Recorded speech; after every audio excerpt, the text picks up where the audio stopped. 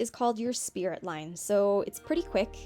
All you're going to do is draw a straight line from one side of your paper to another. And it's just identifying the things that make us happy and give us hope versus the things that we have to do and how we can make them work together.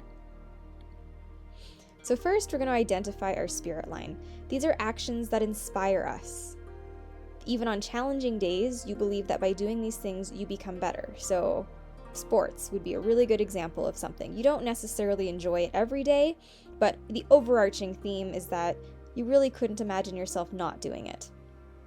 It's also branding, so your physical attributes or characteristics that are your thing. People know you by these things, and you, most importantly, are proud of those things.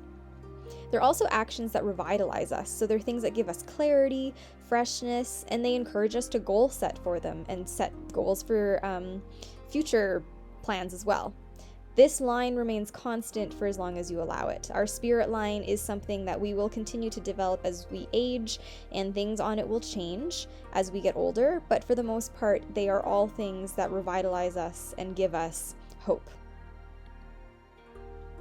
So again, the spirit line, it provides purpose. By identifying the things on it, we are able to make sure that it's protected and thriving. So if it's something that we truly love to do and all of a sudden we were told we couldn't do it anymore, rather than giving it up, I'm sure that we would fight for it. We would do our best to make it work. And that's pretty evident with this pandemic, that a lot of you chose to continue to train hard as if you were still in the building because you knew that you had a purpose. It also provides direction. The things that make up your spirit line can be built, grown, and taken further. So again, with sport, you can always build on sport, you can always grow in sport, and there are always opportunities to do better at it.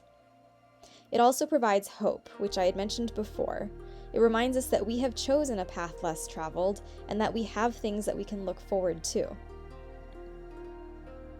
Next, what you're going to do is you're going to make a wave.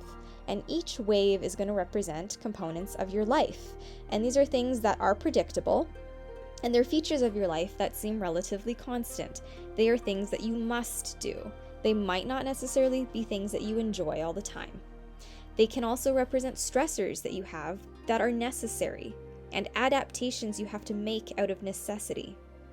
So if you have a job that you don't necessarily enjoy, then that would be part of your life wave, but you also know that it's necessary to help you do the things that you enjoy. You might have family that maybe doesn't necessarily encourage you. It is something that is predictable, and it's a feature that is constant in your life. That could be a stressor, but you do need to have stress in order to be able to function well.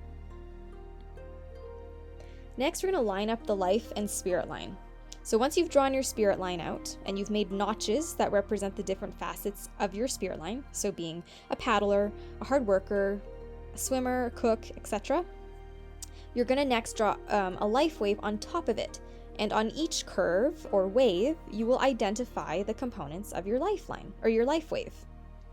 And then third, you'll find the intersects. So that's where that's where the line meets the wave. And you're going to make a dot. And on those dots, you're going to write how your life decisions can bond with your spirit line.